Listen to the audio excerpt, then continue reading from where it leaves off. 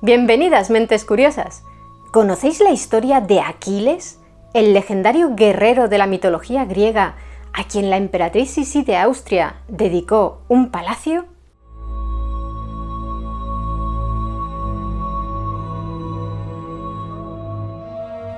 Si en la cultura occidental existe un guerrero cuyo nombre ha perdurado a través de los milenios, ese es sin duda Aquiles.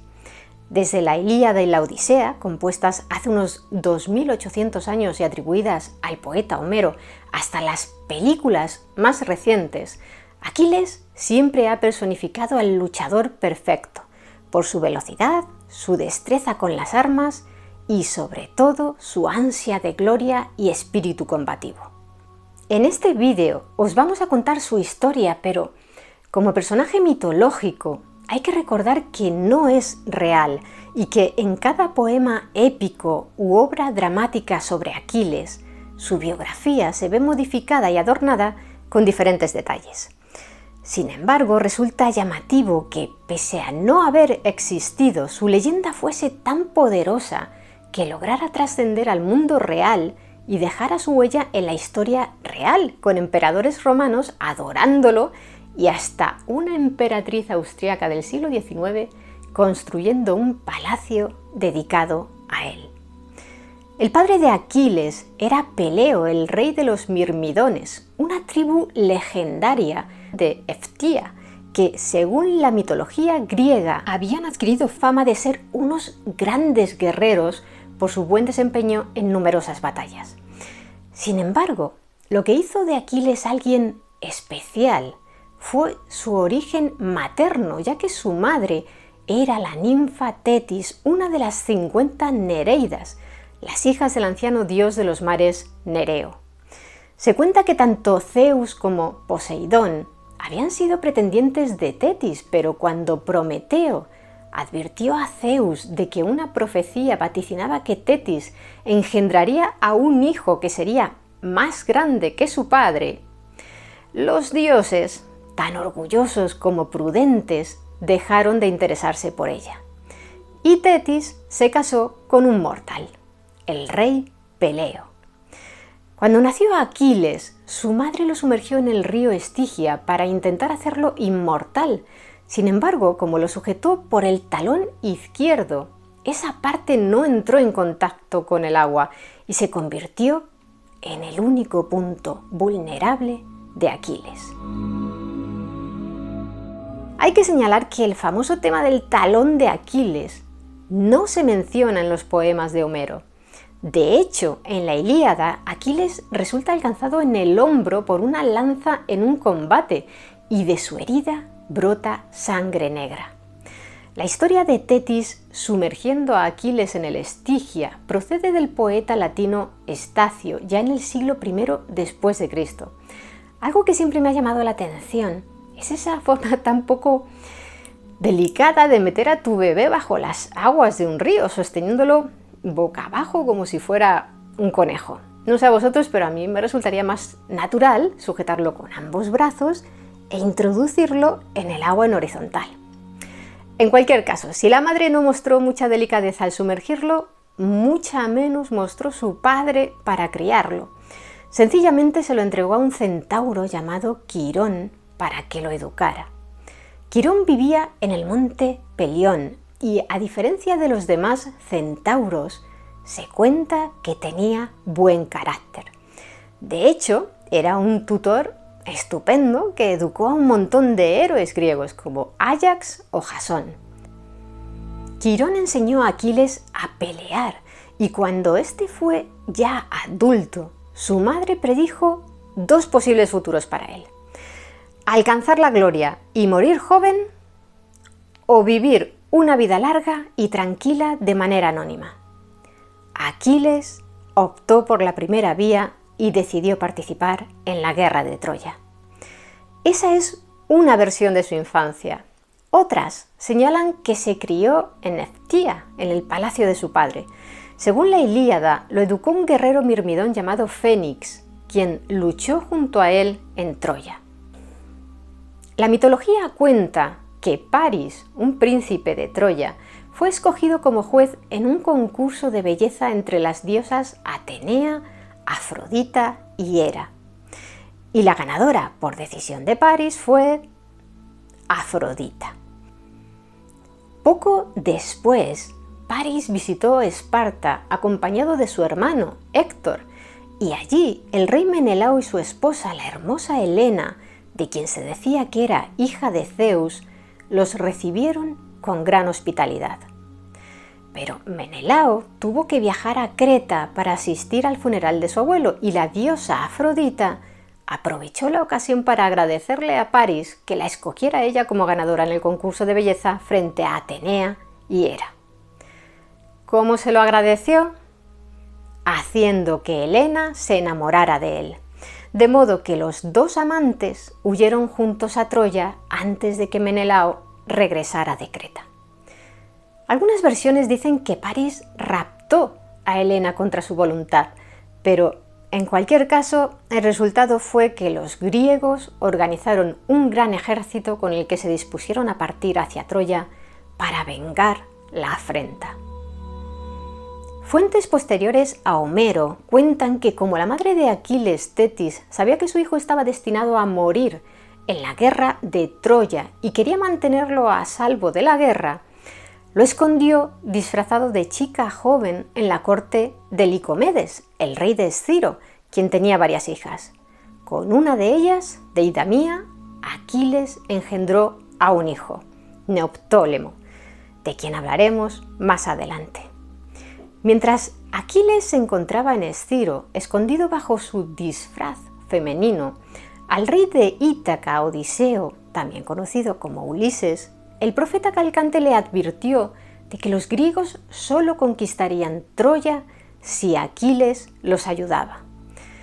Así que Odiseo marchó a la corte de Licomedes haciéndose pasar por un vendedor ambulante que vendía ropa y joyas de mujer. Pero entre los objetos que vendía también incluyó una lanza y un escudo. Según una versión de aquella historia, en cuanto Aquiles vio la lanza, se lanzó instintivamente a cogerla, lo que sirvió a Odiseo para identificarlo y convencerlo de unirse a la campaña contra Troya. Otra versión cuenta que Odiseo hizo sonar una trompeta de alarma y mientras las mujeres huían, Aquiles se dispuso a defender la corte y así fue descubierto.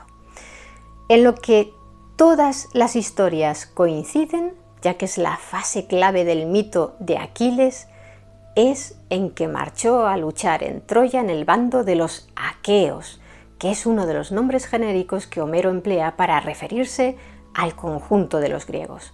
En este punto es conveniente aclarar algunas preguntas clave que casi todos nos hemos hecho alguna vez cuando escuchamos esta historia. ¿Existió Aquiles? No. ¿Existió Troya? Sí.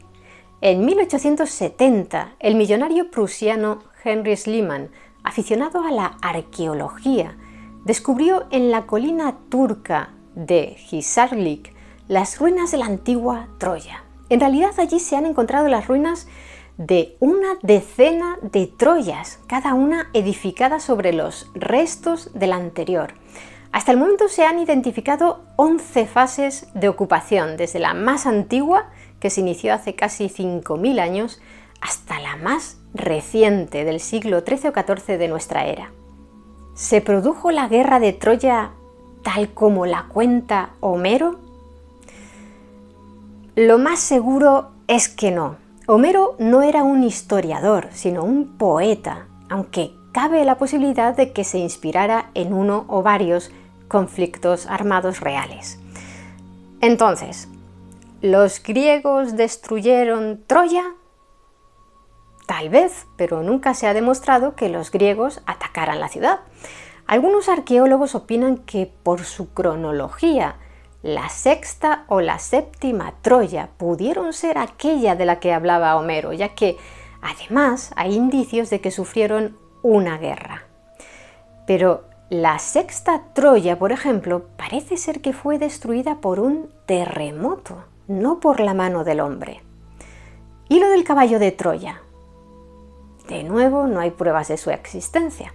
Una interpretación de los versos de Homero es que como el caballo en el mundo griego simbolizaba a Poseidón, dios del mar y los terremotos, el gran caballo que penetraba en Troya y suponía su perdición pudiera ser una metáfora de un terremoto devastador.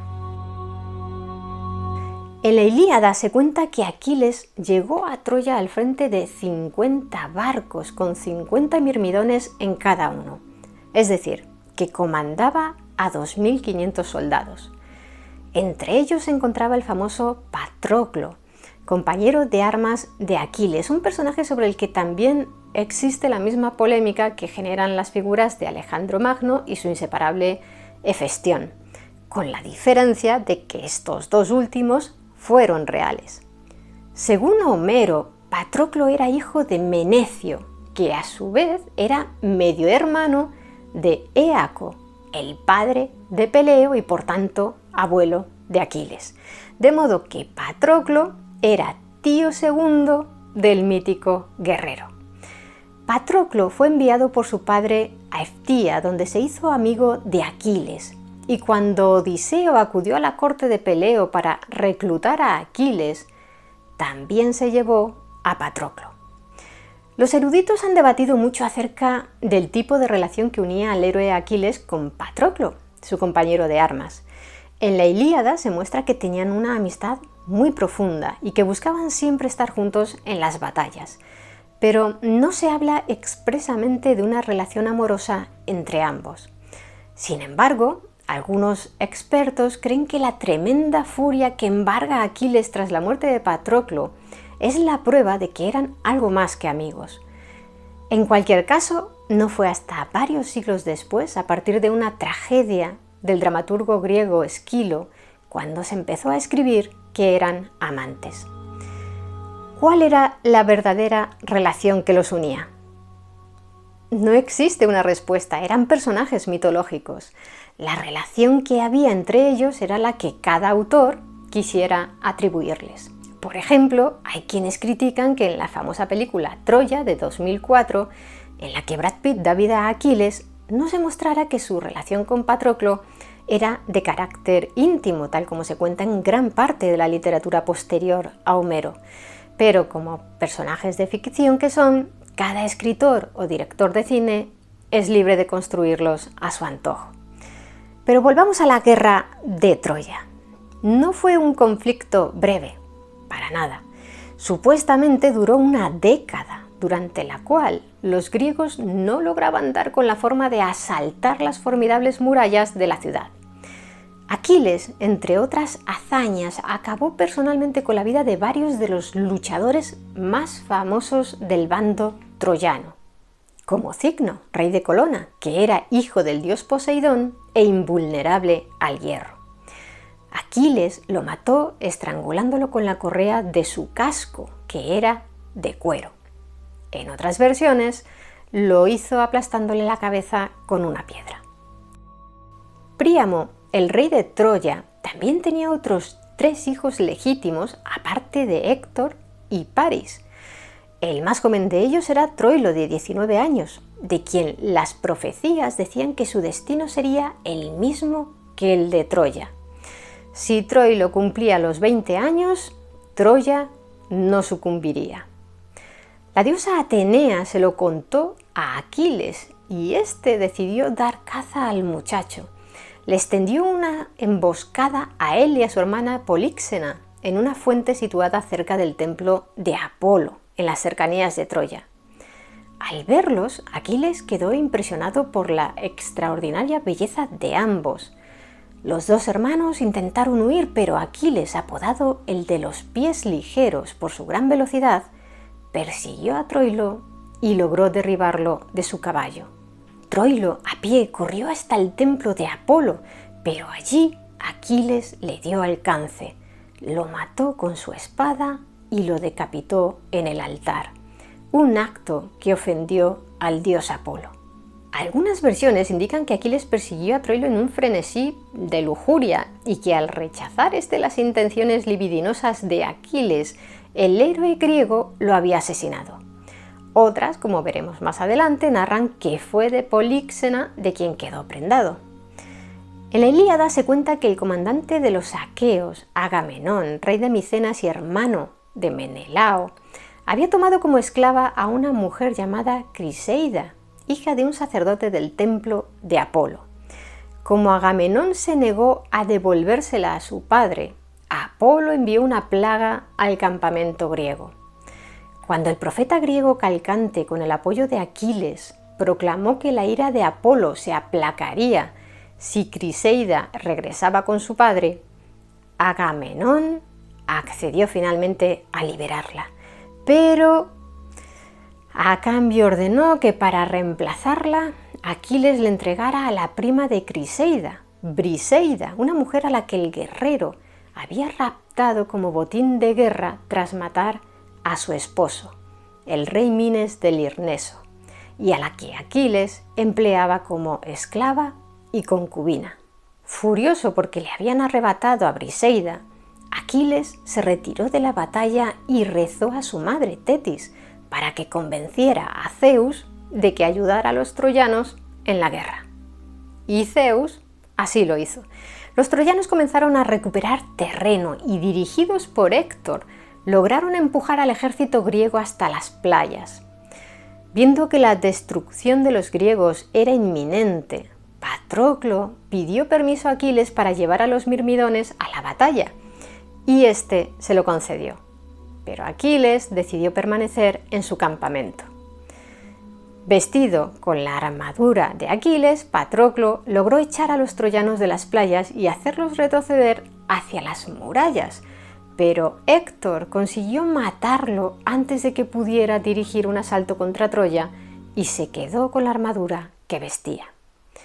Cuando Aquiles se enteró de la muerte de Patroclo, montó en cólera y, vestido con una nueva armadura elaborada por Hefesto, el dios de la forja y el fuego, se reincorporó a la lucha y mató a cientos de enemigos mientras buscaba a Héctor. Se cuenta que Aquiles, en su furia, mató a tantos soldados troyanos que hasta se peleó con Escamandro, el dios del río homónimo que pasaba cerca de Troya.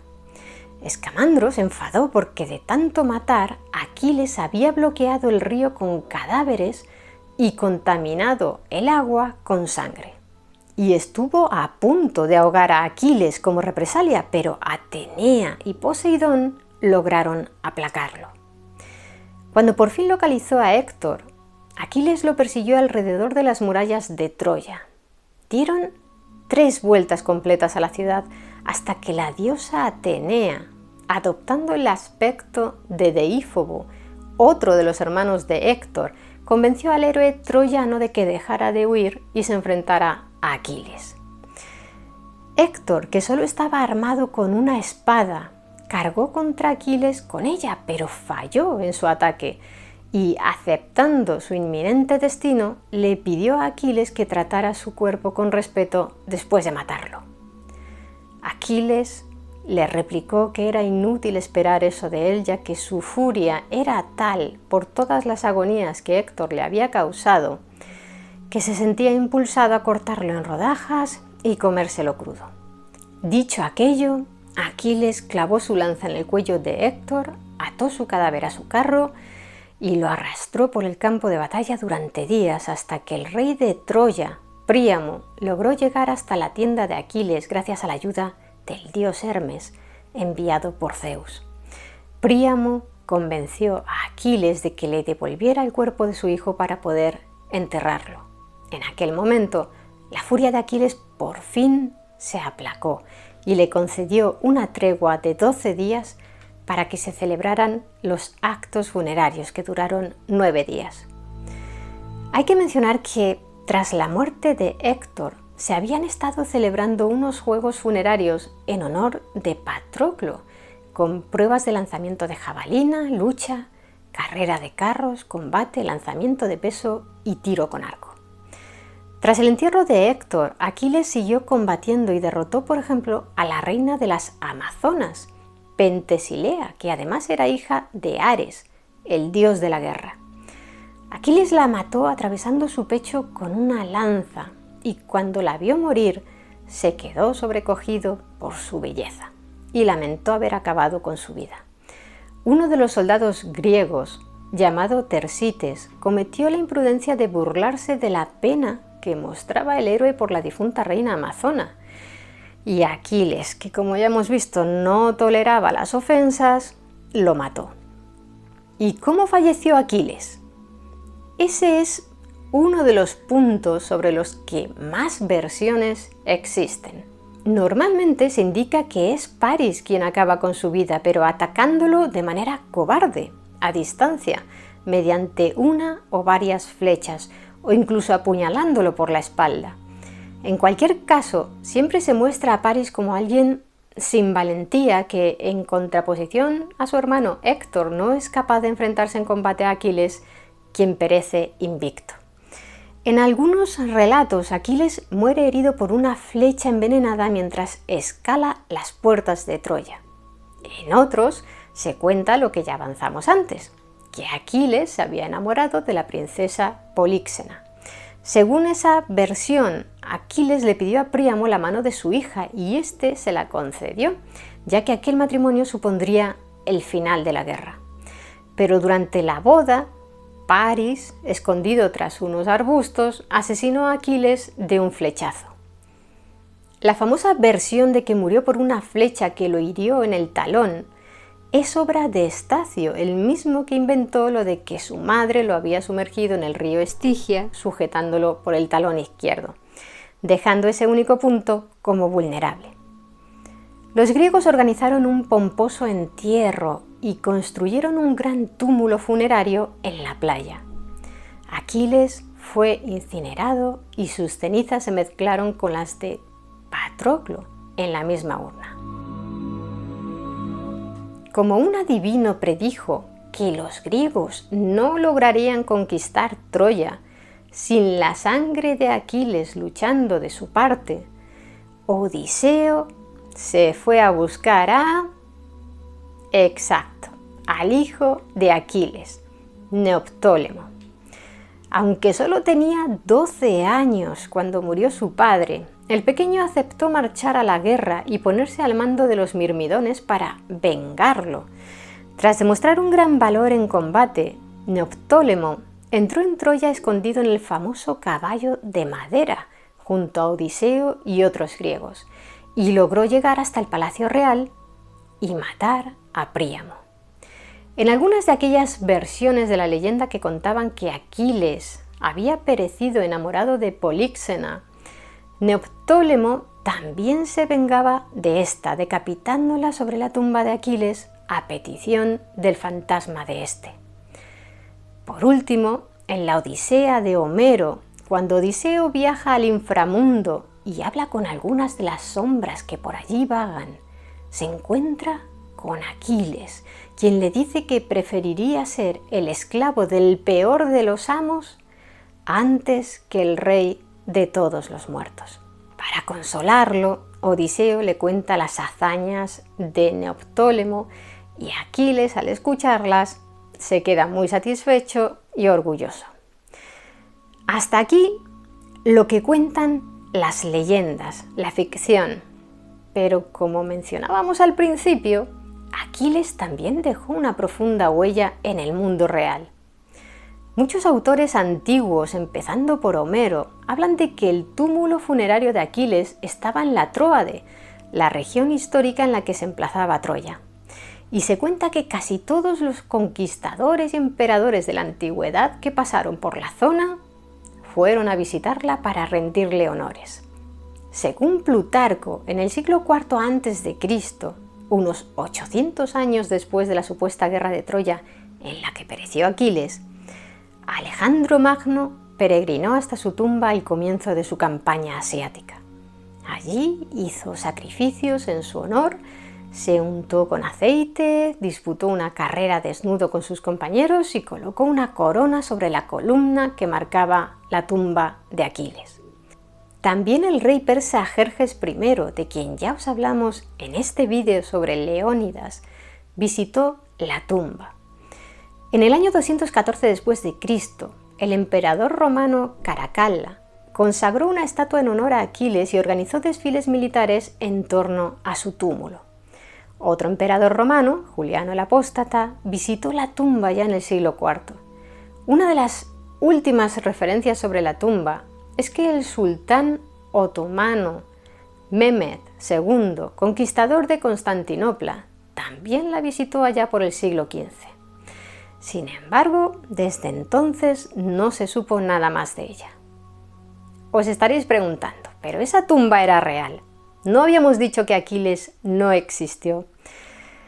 El debate sigue vivo, pero la opinión mayoritaria entre los historiadores es que Aquiles es solo un héroe mitológico y que ni siquiera está confirmada que existiera la propia guerra de Troya. Ahora bien, es muy posible que Homero, que escribió la Ilíada y la Odisea 4 siglos después de la supuesta guerra, se inspirara en relatos antiguos que mezclaran la fantasía con un pozo de hechos reales. Y nadie puede proclamar que conoce la verdad absoluta sobre el tema. Por ejemplo, en tiempos modernos se creía que Troya nunca existió y que absolutamente todo lo que escribió Homero era fantasía. Pero luego se hallaron los restos arqueológicos de la ciudad, lo que demostró que algo de cierto había. Actualmente hay quienes creen que se debe seguir buscando la tumba de Aquiles y quienes opinan que es absurdo tratar de encontrar algo que solo es un mito. Tal vez esa tumba que han visitado tantos emperadores, quienes creían que Aquiles era un personaje real, existiera físicamente, pero lo extraño es que estaba en diferentes sitios, en la región de la Tróade, pero en puntos diversos. Es decir, que hay varios lugares candidatos a albergar la tumba de Aquiles y es posible que ninguno sea verdadero, ya que en ninguno se han hallado objetos de la época de Aquiles. Por tanto, la hipótesis más factible con los datos que se conocen hoy en día es que aquellos túmulos fueran reclamos para turistas de la antigüedad que lograron atraer la atención de diversos emperadores a lo largo de los siglos. En cualquier caso, es cierto que existió un culto heroico a Aquiles a partir del siglo VI a.C., especialmente en la costa norte del Mar Negro, donde se asentaron colonos procedentes de Grecia. Existen pruebas de ese culto en la conocida como Isla de las Serpientes, perteneciente en la actualidad a Ucrania y de la que quizá hayáis oído hablar recientemente en el marco de la guerra entre Rusia y ese país. Pues bien, en la Isla de las Serpientes, en 1823, se descubrieron las ruinas de un templo cuadrado de 30 metros de lado dedicado a Aquiles. Mucho más reciente es el Aquileón, el palacio reconstruido en 1890 en la isla griega de Corfú por orden de Isabel de Baviera, emperatriz de Austria y reina de Hungría, más conocida popularmente como Sisí. Es sabido que Sisí sentía una gran admiración por Aquiles y su historia, y dedicó el palacio al héroe griego, llenándolo de estatuas y obras de arte relacionadas con él. Entre las esculturas que lo decoran destaca la de la muerte de Aquiles, obra del famoso artista alemán Ernst Herter. ¿Se encontrará algún día una prueba arqueológica que determine que Aquiles existió o al menos que estuvo inspirado en un personaje real? ¿Quién sabe? Mientras tanto, seguirá perviviendo a lo largo de los siglos, aunque sea como mito en las mentes de aquellos seres humanos que recuerden su leyenda. ¿Y vosotros qué opináis de la historia de Aquiles? ¿Creéis que existió de verdad o que se trata tan solo de un personaje mitológico? Me gustaría que nos lo contarais abajo en los comentarios. Y si queréis conocer más historias interesantes, suscribíos a nuestro canal. Muchas gracias por estar ahí, mentes curiosas. Nos vemos en el siguiente vídeo.